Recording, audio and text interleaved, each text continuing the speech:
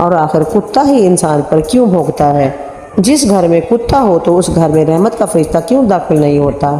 اس بارے میں حدیث شریف میں آتا ہے کہ حضرت میمونہ رضی اللہ تعالیٰ عنہ فرماتی ہیں کہ ایک مرتبہ حضرت محمد صلی اللہ علیہ وسلم بیدار ہوئے تو آپ بہت غمگین اور پریشان تھے۔ میں نے پوچھا کہ حضور کیا بات ہے؟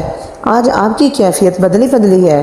آپ صلی اللہ علیہ وسلم نے فرمایا کہ جبرائیل علیہ السلام نے رات کو آنے کا وعدہ کیا تھا مگر وہ مقررہ وقت پر نہیں آئے۔ حضور پاک صلی اللہ علیہ وسلم کو اس سے پریشانی ہوئی کہ حضرت جبرائیل امین وعدہ خلافی نہیں کر سکتے، ان کے نہ آنے کی وجہ کیا ہو سکتی ہے؟ پورا دن اسی طرح گزر گیا۔ پھر آپ صلی اللہ علیہ وسلم کو یاد آیا کہ آپ کی چرپائی کے نیچے ایک کتے کا بچہ بیٹھا ہوا ہے۔ آپ نے اس کو بھگایا اور اس جگہ کو صاف کر کے وہاں چھڑکاؤ کیا گیا۔ اس کے بعد حضرت جبرائیل علیہ السلام تشریف لائے تو آپ صلی اللہ علیہ وسلم نے مقررہ وقت پر نہ آنے کی شکایت کی۔